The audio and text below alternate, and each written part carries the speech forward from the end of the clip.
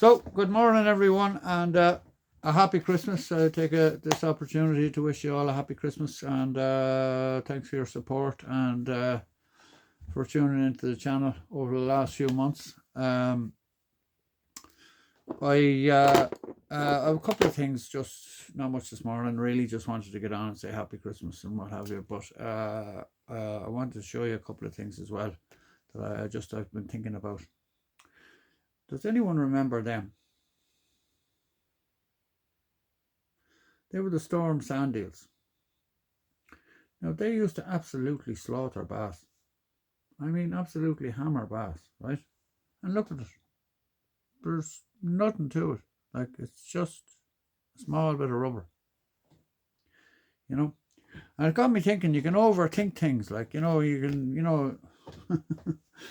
I don't know. I was talking to somebody yesterday. He says colours catch anglers and white catches bass. It's not just he's right, But I wanted to show you a wee product. Look at that. Now that is absolutely smashing. I was driving through Tramore this morning. There was a lovely surf running, and it's about 10 degrees. I thought, Jesus, there'll be a few fish in that this morning, I'd say. Now they'd be sparse enough, but they'd be there, I'd say. And like, if you think about a surf beach and fishing a surf beach, one of the things I've never come across a good imitation of is a flatfish, right? Now, I know there's Matty the Flatty, and it's interesting enough, but so when a flatfish gets up, it leaves a puff of sand, right? So what I think is that when we're dragging baits along the bottom, it's the puff of sand is the important bit. So I'm going to dig around and see if I can find a head. No doubt the Japanese, they're big into, they get a huge, big, hard fighting flounder. A lot of those rods that were brought in, Major Craft rods. I've one there, actually, surf rod. That's not for bass fishing at all. It's designed for flounder fishing. But those on a surf beach are going to be absolutely lethal. Just let them dig in and pull them out of the sand and get a big puff. But that's the 4-inch version. And all these years I've been fishing the 5-inch. And I'm starting to think now I should have been fishing the 4-inch. But I have a little treat for the hard lure fishermen amongst us, right? Because I love my hard lures. I just love fishing them. It's not for any reason, not that I think they're better than this or that or the other thing. I know everything is soft plastics and all the rest of it, but I actually just enjoy fishing hard lures. I like the feel of them. I like casting them. There's nothing better than a quality hard lure. And that right there is an absolute beauty. Again, this shite camera. Right, it's the Tide Minnow Sprat 120F, right? It's going to fly. Let me get you the. So it's 19 grams and 120 millimeters. I mean, it's slow floating. It's absolutely perfect. So you pull it down and it'll slowly wiggle back up to the top. I mean, I just found them in the bottom. I've been bit by bit just trying to organize my stock and what have you. And that right there is a winner. I'm just so happy with that. Just excited about fishing it. It's a new line from Duo. Duo have just been such a dependable. Like, I like that it's got a slightly thicker profile than the Tide Minnows, right?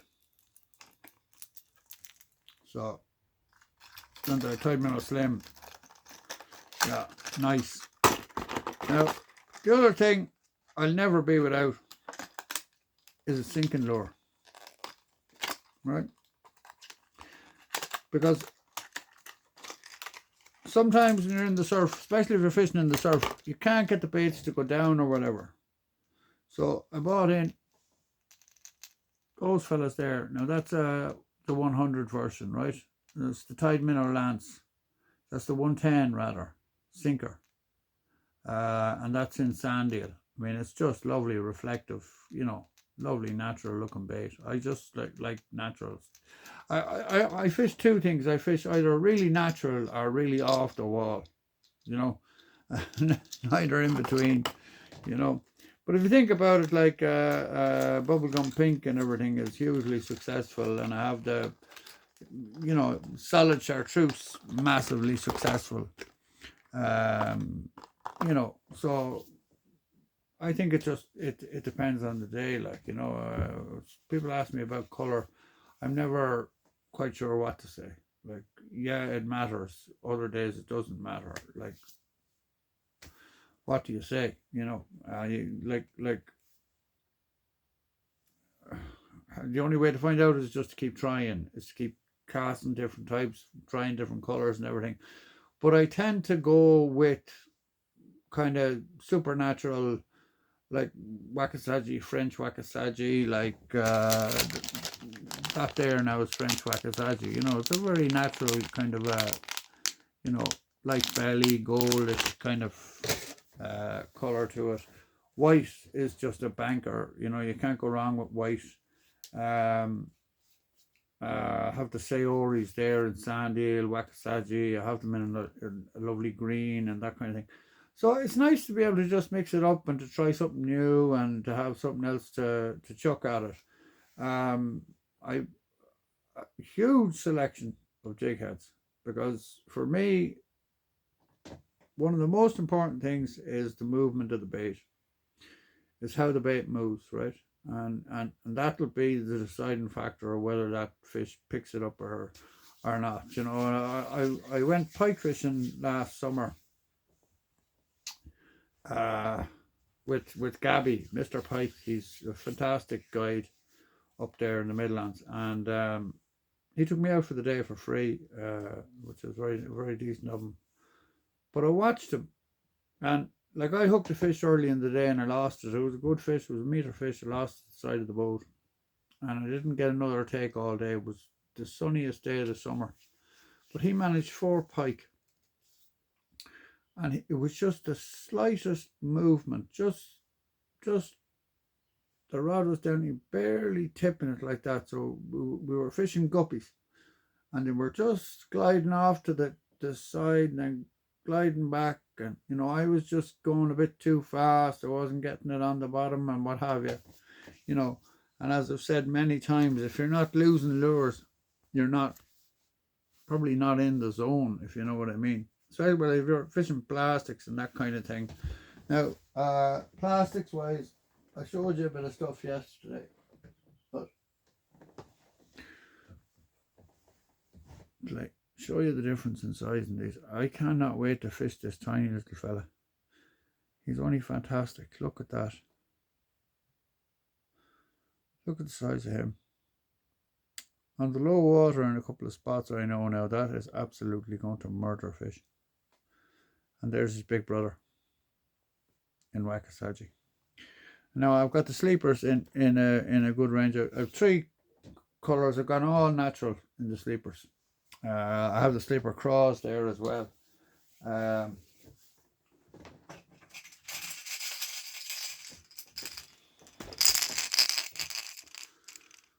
the mother of all surface lures. I absolutely adore those things. Right? Now that might be a bit big for a lot of people's taste. Now I like fishing big lures and I like fishing big surface lures. But you gotta have the right kit for it. Like, don't go throwing that joke on an Aegean, you'll break it in half, right? But here's the 110 version of it, and they've improved it. I mean, look at that thing. Absolutely beautifully made piece of kit. And very reasonably priced at $26.50 or whatever they are. It's the saltwater version as well, and the hooks are saltwater hooks, so they'll last a bit. You should get the season out of them, you know, that kind of way before you have to change them up and all the rest of it. So yeah, I'm not going to keep wobbling on. I haven't much to talk about really. I've kids' presents and all the rest, nieces and nephews and all that stuff to get sorted, as I'm sure the rest of you do. But I just wanted to say happy Christmas, and we'll be back after Christmas, and hopefully before the end of January we'll be up and running. I'm running low on black swans, so if you're after a black swan, give me a ring because they're flying out the door. Um, yeah, that's it. I'm not going to wobble on. Have a happy Christmas, everyone, and we'll talk to you soon.